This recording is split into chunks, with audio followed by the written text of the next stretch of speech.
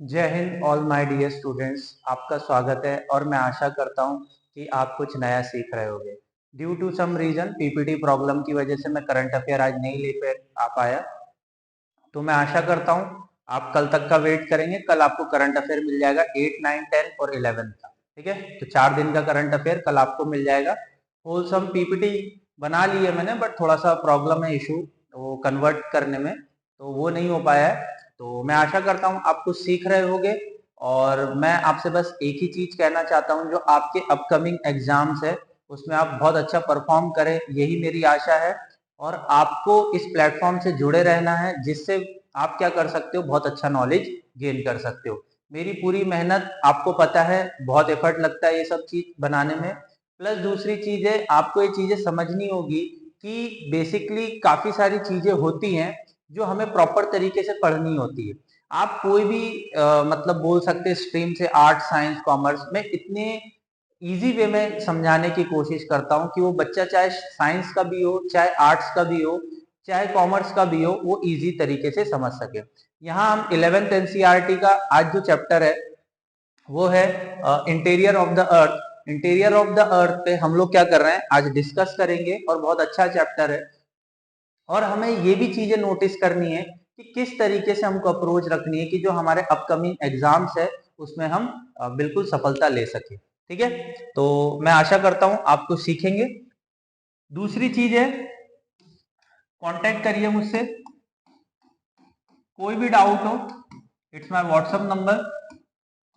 और ओपला defence Telegram group है हमारा, जहां से आपको पीडीएफ मिल जाएगी, जहां से आपको क्या मिल जाएगी, पीडीएफ मिल जाएगी। ये 11th क्लास की एनसीईआरटी है। ठीक है, ये 11th क्लास की एनसीईआरटी और चैप्टर नंबर 3 है। तो कुछ इसके की पॉइंट्स देखेंगे हम। पूरा चैप्टर में से कुछ की पॉइंट्स होते हैं जहां से क्वेश्चन फ्रेम होते हैं जनरली, तो वही हम लोग गो थ्रू करेंगे। दूसरी चीज मेरा ये कहना है कि आपको तरीके से, संयम से पढ़ाई करना है। आप जब तरीके से और संयम से पढ़ाई करोगे तो डैम श्योर है आपका सिलेक्शन होगा। ठीक है, और कोई भी गाइडेंस चाहिए आप बेशक इस नंबर पे कॉल कीजिए, व्हाट्सअप कीजिए, जिससे कि आपको हेल्प मिलेगी कि आप किस तरीके से अपनी लाइफ में अप्रोच रख सकते हैं। और करियर गाइडेंस भी आपको चाहिए, पर्सनल या एकेडमिक दोनों आपको मिलेंगे। ठीक है, माय नेम इज रोहित रानवे, आपको मैंने पहले ही बता दिया है। और कोई भी प्रॉब्लम हो आप ऑफलाइन मिल सकते हैं मुझसे। हमारी एकेडमी निगड़ी और साने चौक में है, तो आप दोनों जगह मुझसे मिल सकते हैं। ठीक है, आगे बढ़े। देखिए, सबसे पहले interior of the earth. Interior of the अर्थ का मतलब यह है कि अर्थ के अंदर क्या है। अर्थ के अंदर क्या है, जनरली हम चीजें बस यही जानते हैं, अर्थ के नीचे लावा है, मैग्मा है। पर जब हम पढ़ेंगे तो जानेंगे कि अर्थ के अंदर क्या है। तो धीरे धीरे करके हम अप्रोच देखते हैं कि किस तरीके से हमको पढ़ना है। ठीक है, तो सबसे पहले आ जाता है source of the information about the interior. देखो, यहां से क्वेश्चन पूछा हुआ है और मैं आपको बताऊंगा जरूर। देखिए, कौन कौन से सोर्सेस से हमें इंफॉर्मेशन मिलती है कि इंटीरियर के अंदर क्या है हमारे अर्थ के। ठीक है, चलो।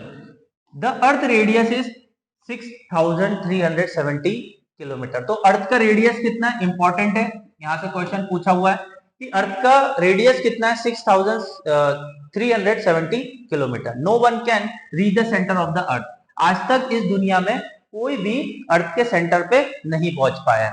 बस हाइपोथेटिकली चीजें चल रही है, हाइपोथेटिकली रिसर्चेस चल रही है, कोशिश कर रहे हैं कि इंटीरियर का नॉलेज हम लोग ले लें। ठीक है, दूसरी चीज, observation collect sample of the material such condition you में wound scientific tell about the earth interior type of the material exist in the deep. ठीक है, तो कुछ जो मटेरियल है, कुछ जो मटेरियल है कहाँ, हमारे डेप्थ के अंदर, जैसे कि मैग्मा, आयरन, फॉस्फोरस, काफी सारे जो एलिमेंट्स है वो हमारे अर्थ के अंदर है। उसी से हम लोग जान पाए हैं, उसी से हम समझ पाए। The type of material, the most of knowledge about the interior of the earth largely based on the estimates. ठीक है, एंड इन्फेरियंस। एस्टिमेट मतलब हाँ, हो सकता है, होगा, ऐसा। Yet part of the information obtained through the direct observation analysis of the material। तो मैंने आपको ये चीज बता दी है कि मटेरियल से ज्यादातर हमें रिसोर्स मिल रहा है। अब देखते हैं डायरेक्ट सोर्स क्या है। ठीक है,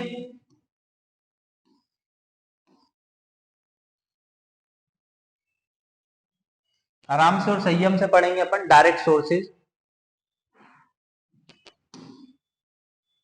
आपको बस धैर्य रखना है और यहां से जैसे क्वेश्चन फॉर्म होते हैं वो आपको देखने में। Solid earth material surface rock get the mining area. जब आप माइनिंग करते हैं वहां से जो रॉक निकलते हैं उससे भी हमको पता चलता है कि इंटीरियर ऑफ द अर्थ क्या है। ठीक है, gold mine in the South Africa are the depth of 3 to 4 kilometre. जो साउथ अफ्रीका में गोल्ड माइंस है वहां से हमने 3 से 4 किलोमीटर अंदर ड्रिल कर चुके हैं, तो हमको वहां से भी पता चल रहा है। Depth is not possible, very hot is depth. Basically, mining scientists have taking up the number of project, penetrate deeper depth, explore condition, crystal position। मतलब जो साइंटिस्ट है वो साइंटिस्ट क्या कर रहे हैं, डीप एक्सप्लोर कर रहे हैं। डीप एक्सप्लोर का मतलब इन सेंस वो ड्रिल करे जा रहे हैं नीचे, जिसकी वजह से वहां से जो एलिमेंट्स मिल रहे हैं, वहां से गोल्ड मिल रहा है या वहां से आपको डायमंड मिल रहा है, वो भी एक तरीके के एलिमेंट है। और वो एलिमेंट क्या बताना चाह रहे हैं आपको कि इतना डेप्थ के बाद और आप जाएंगे तो आपको और चीजें मिलेंगी, प्लस दूसरी चीज उसके इंटीरियर के अंदर क्या है, किसके, अर्थ के। World over the work as a 2 major project such as deep ocean drilling. ठीक है, डीप ओशन ड्रिलिंग वर्ल्ड में अभी प्रोजेक्ट चल रहा है, और ocean integrated ocean drilling project. ठीक है, the deepest drill in the Cola in the Arctic ocean. तो यहां से क्वेश्चन पूछ सकता है, जो डीपेस्ट है, डीपेस्ट ड्रिल अभी तक हमने किया है वो कोला में किया है, और वो कहां पर है, आर्टिक ओशन में, और वहां हमने 12 किलोमीटर का ड्रिल किया हुआ है। ठीक है, तो आपको यहां तक चीजें समझ में आई होगी। आपसे इंपॉर्टेंट है, क्वेश्चन पूछा जा सकता है कि कोला ड्रिल हमने कहां पर किया और ये डीपेस्ट है तो आर्टिक ओशन में है, और हम 12 किलोमीटर तक वहां पहुंच चुके हैं। ठीक है, next, volcanic eruption form another source of the obtaining direct information. देखिए, ड्रिलिंग से अब 2-3 चीजें मैंने आपको बता दी। डायरेक्ट सोर्सेज क्या है, जैसे गोल्ड माइंस हो गया साउथ अफ्रीका का, हमने जो पढ़ा है 3 to 4 किलोमीटर। एलिमेंट हो गए, दूसरी चीज आर्टिक ओशन में ड्रिल किया है, तीसरी चीज हो गए डायरेक्ट इंफॉर्मेशन किससे मिल रही है, वॉल्केनिक इरप्शन से मिल रही है, मोल्टन ऑफ मैग्मा से मिल रही है।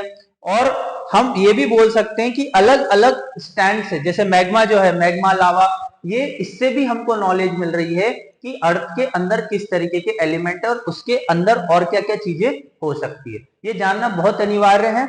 मैं कोशिश करूंगा जब पूरी एनसीईआरटी लेके आऊंगा, जब मैं कोशिश करूंगा कि आपको बहुत अच्छे से नॉलेज दे सकूं। और दूसरी चीज, जब हम ऑफलाइन बैचेस में पढ़ते हैं तो ऑफलाइन बैचेस पे आप क्या कर सकते हो, मुझसे डायरेक्टली क्वेश्चन कर सकते हो। तो आप अगर इंटरेस्ट आपको जाग रहा है कि ज्योग्राफी पढ़ना है सर से, तो बेशक मुझसे कांटेक्ट कर सकते हो। ठीक है, चलो आगे देखिए। आपको पता चला डायरेक्ट सोर्सेज क्या है और source of information of interior क्या है, रेडियस याद रखना है आपको। नेक्स्ट आ जाए, इनडायरेक्ट सोर्सेज क्या है। देखो, इनडायरेक्ट सोर्सेज भी पूछा जाता है।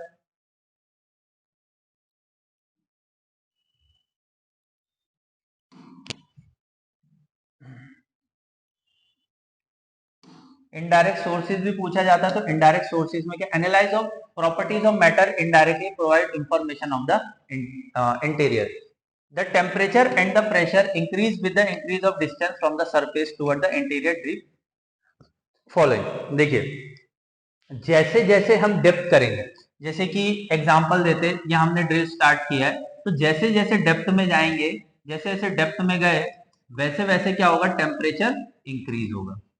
ठीक है, तो यही चीज वो बता रहा है कि जब हम माइनिंग करते हैं तो टेम्परेचर और प्रेशर दोनों इंक्रीज हो जाता है जैसे जैसे हम डिस्टेंस को इंक्रीज करते हैं। मतलब जैसे जैसे हम नीचे जाते हैं वैसे वैसे क्या होता है, टेम्परेचर और प्रेशर इंक्रीज हो जाता है।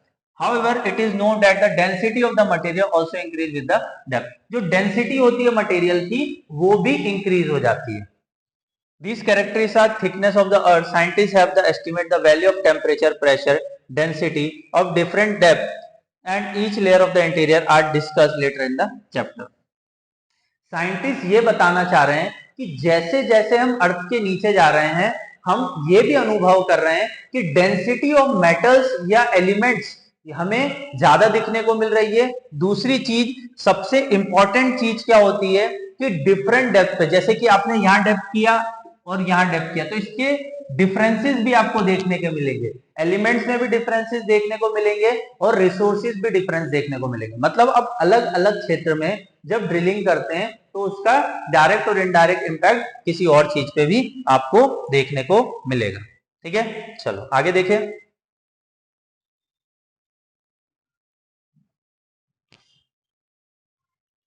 Next, another source of information meteoroid that time reach the earth. देखो, मेट्रॉइड्स भी एक सोर्स है जिससे हम पता लगा सकते हैं कि अर्थ का जो टाइम पीरियड है वो कब स्टार्ट हुआ था। However may note material that become available analyzed for the meteor, it not from the interior of the earth।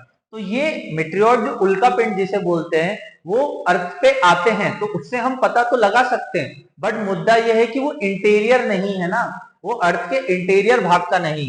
The material and the structure of the meteor similar that the earth. तो जब मेटेरियर या हम आकाश मंडल में जाते हैं तो उसको हम एक हाइपोथेटिकली एनालाइज करते हैं कि अर्थ का इंटीरियर भी वैसा होगा जैसे मेटेरियर का। ठीक है, this solid bodies develop outer material same as the our planet. मतलब जो मेटेरियर्स है, उल्का पिंड है, उसकी जो बॉडी है वो अर्थ के जैसी ही है, इस वजह से हम रिसर्च कर लेते हैं। Become get the another source of the information. ठीक है, यहां तक चीजें क्लियर हुई। Next, the other indirect source is gravitation, magnetic field and seismic activity. Important है, एकदम मार्क कर लीजिए। और इनडायरेक्ट सोर्सेज क्या, आपसे डायरेक्ट क्या पूछ लेगा, what is the indirect source of the know about the earth.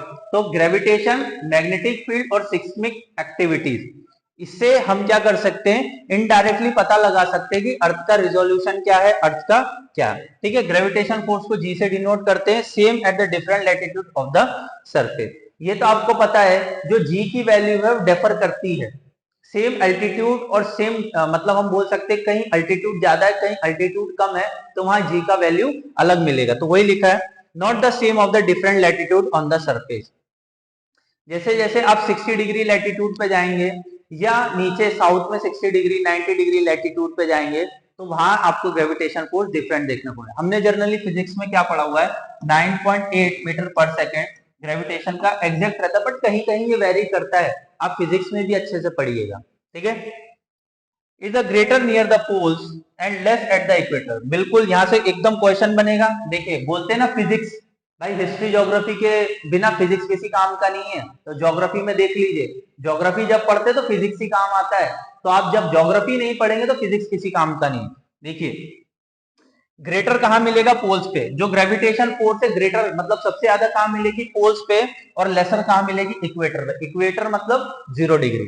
This is because of the distance from the centre at the equator being greater than a poles. ठीक है, the gravity value is differ according to the mass of the material. तो यहां से question बन सकता है आपका physics वाला, द ग्रेविटी का जो वैल्यू है वो डिफर कर जाता है कब, मास ऑफ द मटेरियल। आपको ये तो पता होगा, वेट और मास में डिफरेंस होता है। ठीक है, मास कभी चेंज नहीं होता है, आपको ये चीज तो पता होना चाहिए, मास कभी चेंज नहीं होता, वेट चेंज होता है। ठीक है, तो डिफर कर जाता है किसका कैसा मास है। चलो आगे देखें, gravity it differ according to the material, uneven distribution of mass material within the earth, the value influence many of the factor, these are difference called the gravity anomalies. तो यहां से आपसे कुछ पूछेगा नहीं, gravity anomalies give information about the distribution of mass material crust of the earth.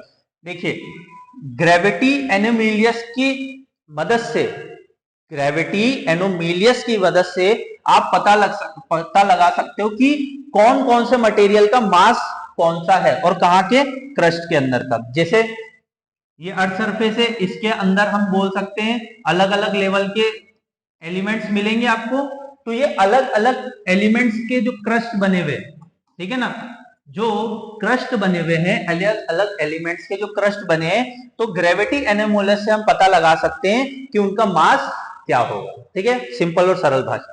Magnetic survey also provide information about the distribution of magnetic material, crust portion and distribution of material in the part.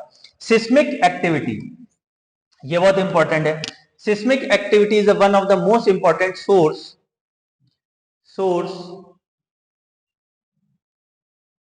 Information about the interior of the earth shall be discussed in the some detail. ठीक है, तो अब धीरे धीरे हम पता करेंगे।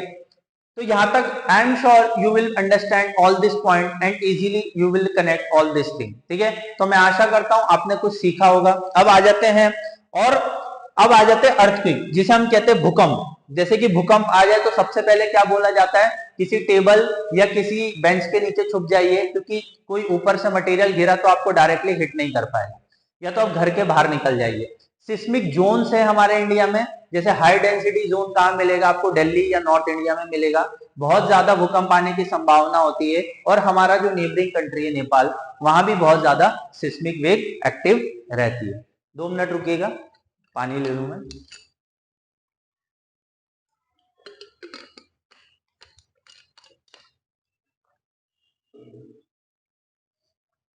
The study of seismic wave provide a complete picture of layered interior.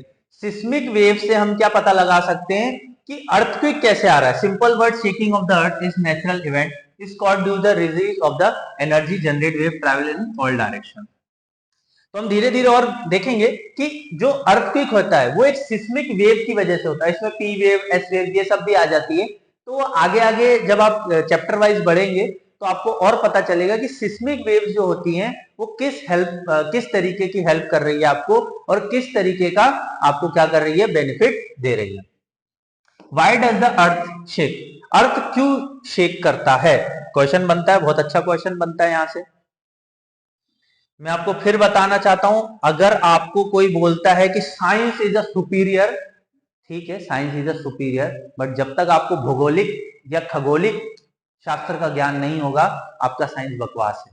सच बोलूं तो आप भूगोल जब पढ़ते हैं तो खगोलिक शास्त्र पढ़ते हैं, और खगोलिक शास्त्र ऐसा शास्त्र है जिसे हम भूगोल शास्त्र कहते हैं या हिंदी में ज्योग्राफी कहते हैं। इतना इंपॉर्टेंट है, अगर ज्योग्राफी ना होता तो फिजिक्स की कोई वैल्यू नहीं। ठीक है, तो जो कहता है ना कि साइंस ही सब कुछ है, तो प्लीज ऐसे लोग से दूर रहिए, वो आपको भ्रम दे रहे हैं। क्योंकि जब आप ज्योग्राफी पढ़ते हैं, खगोल शास्त्र पढ़ते हैं, तो आपको पता चलता है कि साइंस से ज्यादा इंपॉर्टेंट आपको क्या है और क्या नहीं है। आप साइंस की मदद से भूगोल को जान सकते, पर भूगोल की मदद से आप साइंस को नहीं जान सकते, ये चीज याद रख लेना। ठीक है ना, तो आप समझिए चीजों को। Release of the energy occur in the fault, ठीक है, अब देखेंगे डायग्राम वगैरह में। Fault is a sharp break crystal rock along the fault trend move with the opposite direction. The friction look together, however hit tendency move apart some point over the friction. ठीक है, तो fault आपका basically क्या होता है, ये top most layer है, इसके जो सेंटर में होगा उसे हम क्या बोलेंगे, फॉल्ट। ठीक है, सेंटर में क्या होगा, fault. Block get default eventually pass off another abraded point is there energy to release a focus. यहां से क्वेश्चन बनता है और बिल्कुल आपको क्या करना है, इसको मार्क कर लेना है। मैं आपको समझा देता हूं, देखिए ये एकदम इंपॉर्टेंट है, यहां से क्वेश्चन फ्रेम होता है। डिफेंस वालों एकदम सुधर जाओ, यहां से क्वेश्चन फ्रेम हो। The point where the energy release is called focus. जहां फोकस होता है, फोकस एकदम पॉइंट होता है, डायग्राम रहेगा आगे तो मैं जरूर आपको दिखाऊंगा। The point where the energy release, energy जहां रिलीज होती है उसको हम क्या बोलते हैं, focus of the earthquake alternatively is called hypocentre. ठीक है, उसी जगह को क्या बोलते हैं, अल्टरनेटिव वर्ड क्या है, हाइपोसेंटर।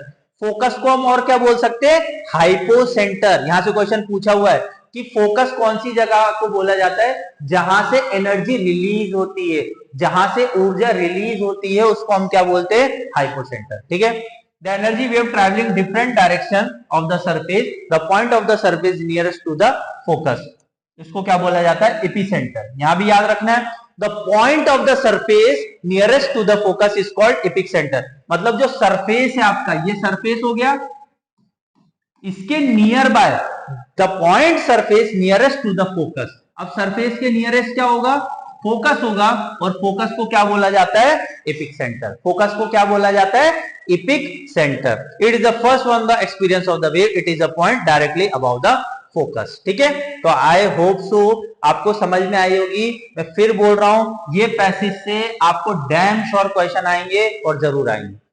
डायग्राम है क्या, नहीं है फिलहाल तो मुझे दिख नहीं रहा है। ठीक है, अब आ जाते हैं अर्थक्वेक।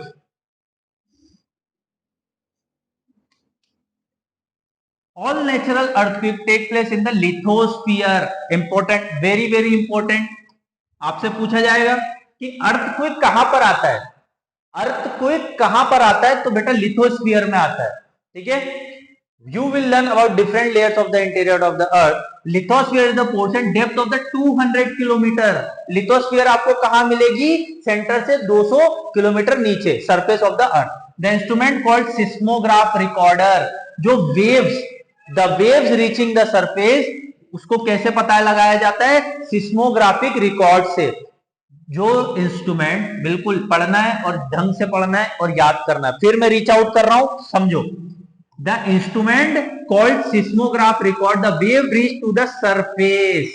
ठीक है, जो इंस्ट्रूमेंट है उसको क्या बोलते हैं? Seismograph record. इससे पता लगता है कि किस तरीके की वेव्स आपके मतलब सरफेस को रीच कर रही है।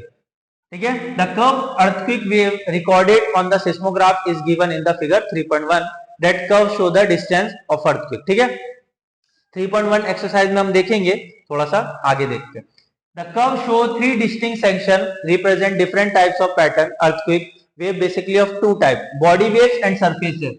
घोट के पी लो एकदम, यहां से क्वेश्चन पूछा हुआ है, सीडीएस में पूछा हुआ है, एनडीए में पूछा हुआ है, आईएएस के एग्जाम में पूछा हुआ है, तो मैं आपसे फिर उम्मीद कर रहा हूं कि एनडीए में वापस पूछेगा ये। ठीक है, वापस रिपीट करेगा। क्या रिपीट करेगा?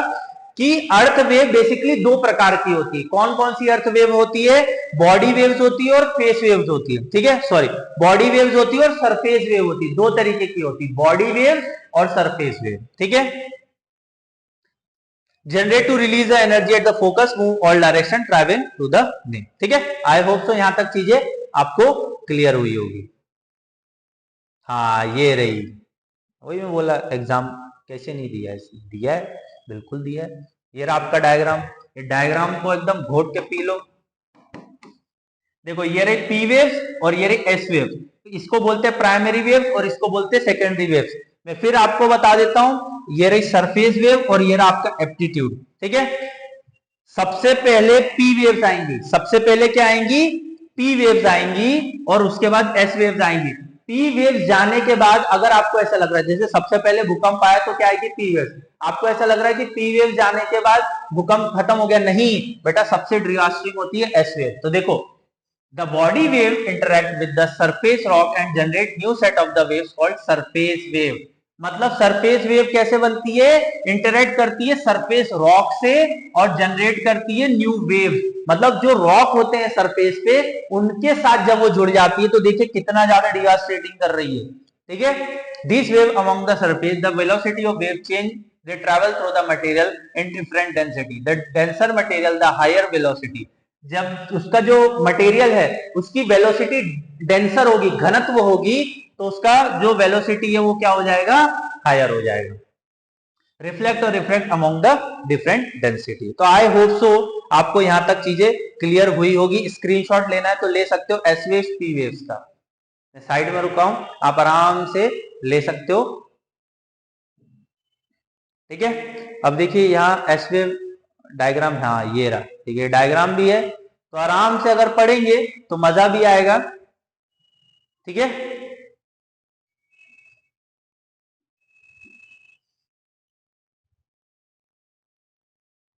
चलो देखिए, अब बिल्कुल संयम से पढ़िए, मजा भी आएगा। There are 2 types of body waves, देखा हमने, पी वेव्स और S wave. P wave move faster and the first to arrive in the surface. मैंने आपको पहले ही बोला था, पी वेव्स क्या करती है? फास्टर मूव करती है और सबसे पहले क्या आती है? सरफेस पे। This is called the primary waves. ठीक है, the P waves are similar to the sound waves. बिल्कुल इंपॉर्टेंट है, घोट के पी लो। पी वेव्स जो है वो सिमिलर होती है साउंड वेव्स के। ठीक है, इंपॉर्टेंट एकदम। क्या है? जो पी वेव्स होती है वो सिमिलर होती है किसके? साउंड वेव के। They travel through gaseous, liquid, solid material. ठीक है, बिल्कुल घोट के पी लो, फिर बोल रहा हूं मैं कैसे पीना है। ये किस किस से बिलोंग करती है? गैसियस, लिक्विड और सॉलिड मटेरियल से। पी वेव्स कहां कहां से ट्रेवल करती है? सॉलिड, लिक्विड और गैसियस फॉर्म से, याद रखना है। और ये सबसे पहले अर्थ सरफेस पे आती है।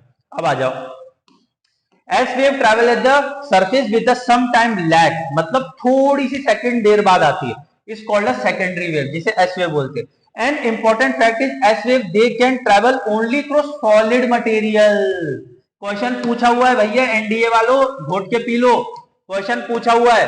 क्या पूछा हुआ है? कि जो सरफेस वेव्स होती हैं उसका जो मटेरियल होता है वो क्या होता है?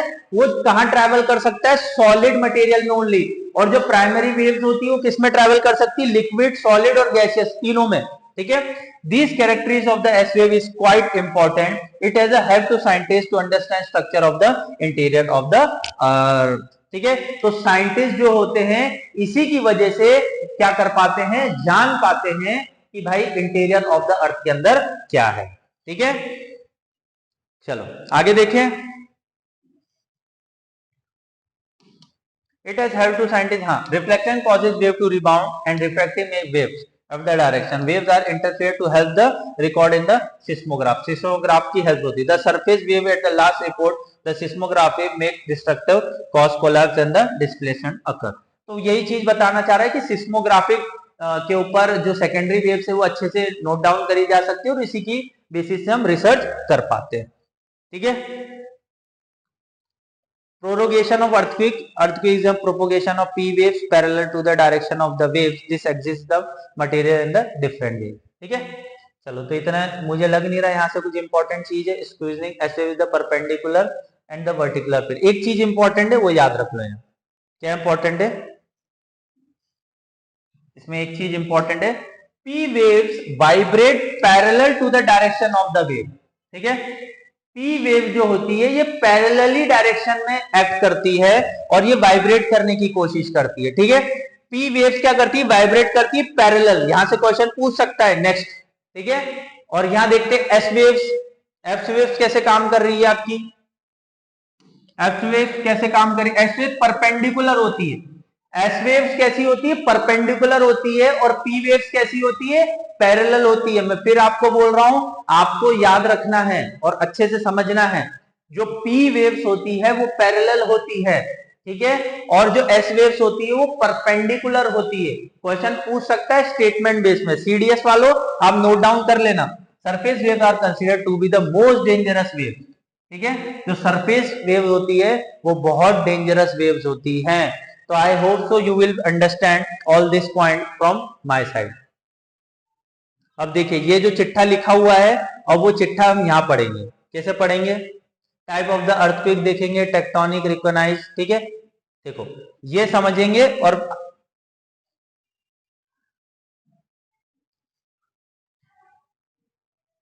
ये देखिए पी वेव्स और इसका शेडो वेव। देखिए पी वेव जो है उसका पैथ कैसा है, ऐसा है। और पी वेव शेडो जोन किसे बोलते हैं, 103 डिग्री से लेके 142 डिग्री तक पी वेव्स ट्रेवल नहीं कर सकती। ठीक है, पी वेव्स 142 डिग्री के यहां कर सकती है, बट आपसे क्वेश्चन क्या पूछा जाएगा कि पी वेव्स ट्रेवल कहां नहीं कर सकती है, तो 103 डिग्री से लेके 142 डिग्री के बीच में क्या नहीं कर सकती है, ये ट्रेवल नहीं कर सकती है। ठीक है, यहां तक चीजें क्लियर हो गई।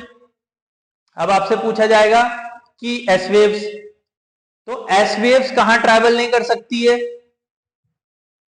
एस वेव कहां ट्रैवल नहीं कर सकती, 104 से लेके 103 से लेके 142 डिग्री तक तो क्या ट्रैवल नहीं कर सकती, पी वेव्स। तो एस वेव्स का शेडो जोन कहां आ गया, एस वेव का शेडो जोन आ गया 103 डिग्री से लेके पूरा नीचे का जो भी एरिया है वहां एस वेव ट्रैवल नहीं कर सकती। आप देख सकते हैं डायग्राम आपको दिख रहा है, जो पी वेव्स है उसकी 103 तक ही पकड़ है, उसके नीचे उसका पूरा शेडो जोन है, और ये इसका कोर आ गया, इसे क्या बोलेंगे, कोर आ गया। ठीक है, तो I hope so understand all this point easily and easy manner. जब ऐसे भूकंप आता है तो भाई बहुत कुछ तबाही मच जाती है।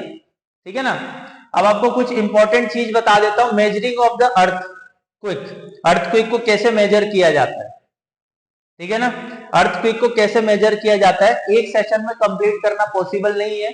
मैं इसका पार्ट 2 भी लेके आऊंगा, और पार्ट 2 में क्या करेंगे, आपके साथ पूरा चैप्टर डिस्कस कर दिया जाएगा, क्योंकि इंपॉर्टेंट पॉइंट जानने हैं जो कि एग्जाम के वर्दी है। ठीक है, चलो measuring of the earthquake. Earthquake event scale either according to the magnitude और द इंटेंसिटी। पहली चीज समझो, अर्थक्वेक हम मेजर कैसे करते हैं, अर्थक्वेक हम मेजर करते हैं या तो मैग्नीट्यूड से या तो इंटेंसिटी से, जो कि मतलब अर्थक्वेक के थ्रू निकलती है। The magnitude scale is called Richter scale. फिर बोल रहा हूं, अच्छे से सुन लो, घोट के पी लो, समझदारी से पियो। कैसे, जो मैग्नीट्यूड स्केल होती है उसको हम क्या बोलते हैं, Richter scale. The magnitude related to the energy release during the quake. जो एनर्जी रिलीज होती है उसको नापने का काम करता है Richter scale. The magnitude express the absolute number 0 to 10। तो यह स्टेटमेंट बेस्ड क्वेश्चन बन चुका है और पूछा भी जाता है कि रेक्टर स्केल का जो मेजरमेंट है वो कैसे होता है, 0 से लेके 10 तक।